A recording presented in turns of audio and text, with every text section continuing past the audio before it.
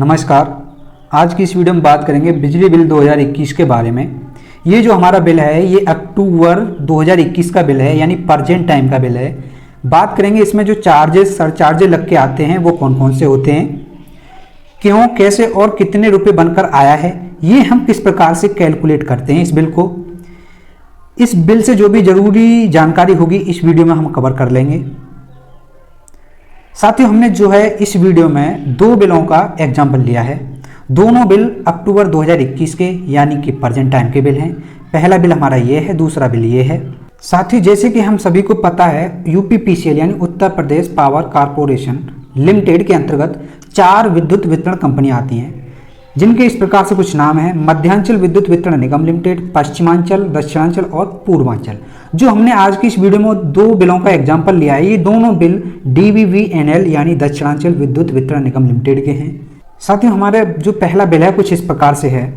जो बिल हमारा होता है वो कुछ इस प्रकार से होता है, बहुत लंबी लिस्ट होती है। इसमें काफ़ी चार्जेस सरचार्जेस लग के आते हैं, लेकिन सभी हमारे काम के नहीं होते हैं, सभी हमारे ऊपर नहीं लग के आते हैं। अगर मैं पहली बात जो बात कहूँ तो इसमें सर्वप्रथम जो है आपकी कंपनी का नाम लिखा होगा, दक्षिणांचल विद्युत वितरण निगम लिमिटेड। उसके बाद आपकी तिथि, समय लिखा होगा, किस तारीख को ये बिल जो बना है। बिल की संख्या लिखी होगी, जो बिल की संख्या होती है 16-18 नंबर की। उसके बाद जो है तिथि बनी होगी कि किस तिथि का ये बिल है और कब से कब तक का है, यानी 4 अक्टूबर तक का है और 4 सितंबर जो पिछले महीने बना था। इसके बाद साथियों आपका जो है खंड का नाम वगैरह आ जाता है, उपखंड नाम आ जाता है, और उसके बाद अकाउंट नंबर आ जाता है, जो आपका बिजली अकाउंट नंबर होता है। कनेक्शन का एक अकाउंट नंबर होता है वो आ जाता है, ठीक है। और दूसरा आ जाता है यहाँ पर सर्विस कनेक्शन नंबर। तो 2 सर्विस कनेक्शन नंबर आ जाता है, एक अकाउंट नंबर आ जाता है। इनके माध्यम से क्या है कि मीटर रीडर कोई भी आपका बिल निकाल देता है। आप उसके बाद आ जाता है साथियों आपका पता। तो ये होगी कुछ महत्वपूर्ण प्राथमिक जानकारी। उसके बाद जो है आपका साथियों जो आता है विद्युत सप्लाई टाइप आता है, LMB सप्लाई टाइप 17 का आपका बिल है। उसके बाद जो लोड आता है 2 किलोवाट का आपका कनेक्शन है, ये मीटर नंबर है। और यहाँ पर जो है आपका मीटर की स्थिति क्या है, MU है कैसा, यानी बिल बेसिस क्या है वो बना होता है यहाँ पर, यानी मीटर यूनिट के हिसाब से बिल बन के आया है, MU के हिसाब से बिल बन के आया है। और यहाँ पर जो मीटर रीडिंग 4/9/2021 जो है, जब तक की रीडिंग है इसमें 2579 थी और जो प्रेजेंट रीडिंग 2669 है, यानी टोटल 90 यूनिट का आपका बिल बना है। कितने का? 90 यूनिट का बिल बना है। यानी जो 2669 में 2579 यानी प्रेजेंट रीडिंग में से पिछली माह की रीडिंग को घटा देंगे तो 90 यूनिट बन जाएंगी। और 90 यूनिट का जो बिल बना है साथियों वो 301 रुपये बना है, 301 रुपये 50 पैसे बिल बना है, जिसे कहते हैं इलेक्ट्रिसिटी चार्ज, EC।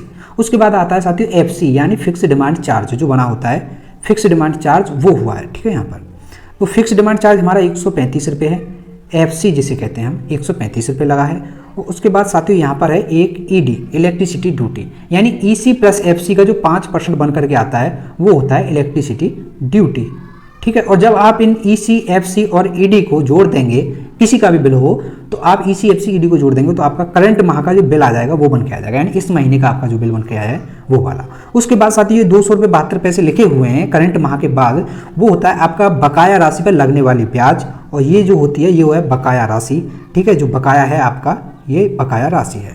दूसरी बात जो साथियों बकाया राशि पर जो ब्याज लगती है, उस ब्याज पर जो ब्याज लगती है वो एक माह की 6 रुपये 44 पैसे लगी है, यानी 200 रुपये 6 रुपये 44 पैसे लगी है आपकी, ठीक है, एक माह की। यानी 3-4% के हिसाब से ब्याज लग के आती है इसके।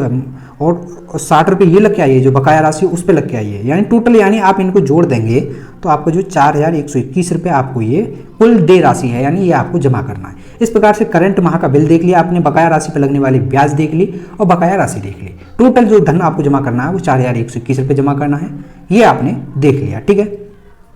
उसके बाद जो नीचे डेट होती है वो आपकी पिछले, जब आपने जमा की थी पिछली बार की, उस समय की होती है। उसके बाद अमाउंट भी होता है, यानी 764 रुपये आपने 13 जनवरी 2021 को ही जमा किए थे। इस प्रकार से साथियों अब आपका सवाल बनता होगा कि रुपये यूनिट के हिसाब से बिल बना, तो 3 रुपये 35 पैसे के हिसाब से पर यूनिट के हिसाब से बिल बन गया है। कैसे? जैसे ही आप 301 रुपये में 90 का भाग दे देंगे, 90 यूनिट का भाग दे देंगे, 3 रुपये 35 पैसे। लेकिन 200 रुपये आपके जो है साथियों लगभग वो भी तो हो गए ना, कौन से? जो आपका FC लगा, फिक्स डिमांड चार्ज, ये सभी लग के आए तो 436 रुपये टोटल बन के आया। इस प्रकार से 5 रुपये पर यूनिट के हिसाब से बिल आपका बन जाता है। अब आप पूछेंगे यदि हम जब किसी के यहाँ पर किराए पर रहते हैं, रेंट पर रहते हैं, तो वो तो हमसे 7 रुपये यूनिट लेते हैं। एक्चुअली 7 रुपये यूनिट या 10 रुपये यूनिट इस प्रकार से लेते हैं कि वो टोटल जोड़ देते हैं, EC, FC, ED जितना भी सरचार्ज होता है सबको जोड़ देते हैं, उनमें यूनिट का भाग देते हैं और वो 7 रुपये यूनिट या 9 रुपये यूनिट के हिसाब से आपसे पैसे लेते हैं। अब दूसरे बिल की बात कर लेते हैं साथियों, कुछ इसी प्रकार से जैसे हमने पिछले बिल में देखा है, जो प्राथमिक जो बातें थी, प्राइमरी बातें थी, वही सेम इसमें है। जो आपका प्राइमरी डाटा दिया गया है, आपका नाम, connection number, service connection number और आपका पता, एड्रेस, ये सब यहाँ पर लिखा हुआ। फिर LMB टाइप और ये जो कनेक्शन है 1 किलोवाट का कनेक्शन है। देख लिया आपने, यहाँ पर 1 किलोवाट का कनेक्शन है और यहाँ पर जो है आपका मीटर संख्या दी गई है। जैसे कि यहाँ देख सकते हैं आप, ये मीटर संख्या दी गई है। यहाँ पर ये जो आपकी मीटर में संख्या पड़ी होती है, ये एक्चुअली होता क्या है ना कि जो भी मीटर रीडर होता है ना, वो या तो आपकी मीटर की संख्या होती है उससे निकालेगा, या आपका जो बिजली का अकाउंट नंबर होता है उससे निकालेगा, या सर्विस कनेक्शन नंबर होता है। इन तीनों के माध्यम से कोई भी मीटर रीडर आपका बिल निकाल सकता है, तो इनकी वहाँ पर जरूरत पड़ती है। लेकिन जब आप अपने फ़ोन से निकालेंगे तो आपको अकाउंट नंबर से ही केवल बिल चेक कर सकते हैं। ठीक है, तो यहाँ पर देख सकते हैं। और उसके बाद साथियों चलो बिल की तरफ चलते हैं। ये मीटर रीडर, मीटर नंबर हो गया है यहाँ पर, और उसके बाद जो है साथियों आपका मीटर यूनिट के हिसाब से बिल बनाए, यानी हमारा मीटर चालू है, मीटर में जो यूनिट है उसके आधार पर बिल बनाए, इसे कहते हैं बिल बेसिस, MU है। उसके बाद 1007 जो है साथियों क्या है, 1007 ये जो वाली हैं ये होती हैं आपकी मीटर में कितनी रीडिंग है वर्तमान में, यानी यहाँ पर देख सकते हैं आप मीटर में 1007 जो है kWh रीडिंग शो कर रहा है वही। और पिछली बार जो है 985 थी, यानी टोटल एक माह का जो यूनिट खर्च हुआ है वो 22 हुआ है। तो यहाँ पर ये 22 यूनिट का बिल बना है, कितना 73 रुपये बना है आपका बिल। तो 73 रुपये ये बन गया आपका EC। और जो होता है मैंने दूसरा बताया FD, यानी पर किलोवाट के हिसाब से 67.5 रुपये जो लगता है। जैसे कि आपको पता है यहाँ पर जो पिछले बिल में हमने देखा था 2 किलोवाट का कनेक्शन था, तो यहाँ पर 135 रुपये लगा था, यानी 67.5 रुपये पर किलोवाट के हिसाब से बिल बना था। वही FC फिक्स डिमांड चार्ज यहाँ पर है। और उसके बाद आता है साथियों EC प्लस FC का जब आप 5% निकाल लेंगे तो आपका आ जाता है ED, जो 7 रुपये बना है।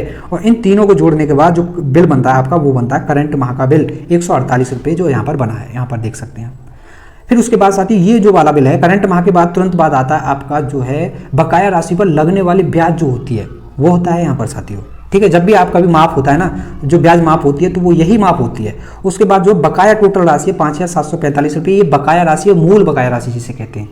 ठीक है, और बकाया राशि पर भी जो ब्याज लगती है वो इस प्रकार से है। ठीक है, अब जब आप इन तीनों को जोड़ लेंगे, बकाया राशि पर लगने वाली ब्याज और करंट माह का बिल, तो ये तीनों जो बिल बन के आता है 7,754 रुपये आपको अभी जो वर्तमान में दे धनराशि है। ठीक है, इतने रुपए आपको जमा करने हैं, 7,754। इस प्रकार से आप बिल की कैलकुलेशन कर लेते हैं और लास्ट में होता है आपका कि आपने 19 मार्च 2019 को इतने रुपए जमा किए थे, 15,734 रुपये वो होता है। तो करंट माह दे राशि आपकी 7,754। इस प्रकार से आप किसी भी बिल में जो है चेक कर सकते हैं कौन सी धनराशि कहाँ पर होती है। ठीक है, बिल की जब कैलकुलेशन करते हैं तो उसमें EC जोड़ते हैं पहले, फिर FC होता है फिक्स डिमांड चार्ज, फिर आता है ED, EC प्लस FC का 5%। अब कुछ जो कनेक्शन और होते हैं उनमें कुछ एक्स्ट्रा चार्ज भी होते हैं, अगर किसी के में लगाए तो उस पर भी जो है चर्चा कर लेंगे। अब मैं साथियों बता दूं आपको हेल्पलाइन नंबर क्या है इसका। हेल्पलाइन नंबर की साथियों अगर बात की जाए तो साथियों यहाँ पर देखिए 1912 है, force power supply related problem, जो कोई समस्या हो आपकी पावर से सप्लाई से संबंधित कोई समस्या हो तो आप 1912 पर कॉल कर सकते हैं। बिल से संबंधित कोई समस्या हो या कोई प्रॉब्लम आ रही हो, ज़्यादा बिल आ गया है, कुछ ऐसी प्रॉब्लम आ रही हो, तो आप जो है साथियों ये आपके लिए कॉन्टैक्ट नंबर दिए गए, आप इन पर कॉल कर सकते हैं। मध्यांचल विद्युत वितरण निगम लिमिटेड का ये है। इसी प्रकार से ये चारों जो है वितरण कंपनियों के कॉन्टैक्ट नंबर हैं, इनसे आप संपर्क कर सकते हैं। ठीक है साथियों, हाँ अगर आपका बिल से संबंधित कोई सवाल हो, जैसे कि नहीं समझ में आ रहा हो, कोई सरचार्ज या चार्जेस कोई समझ में नहीं आ रहा हो, टेलीग्राम ग्रुप का लिंक डिस्क्रिप्शन में मिल जाएगा, आप वहाँ से टेलीग्राम को ज्वाइन करके वहाँ पर उसकी इमेज डाल दीजिए जो है आपका बिल है उसकी, वहाँ से आपका उसका समाधान मिल जाएगा। वीडियो अगर अच्छा लगा हो तो लाइक, कमेंट और शेयर करें, चैनल को कर लें आप सब्सक्राइब। वीडियो को देखने के लिए बहुत बहुत धन्यवाद। जय हिंद, जय भारत।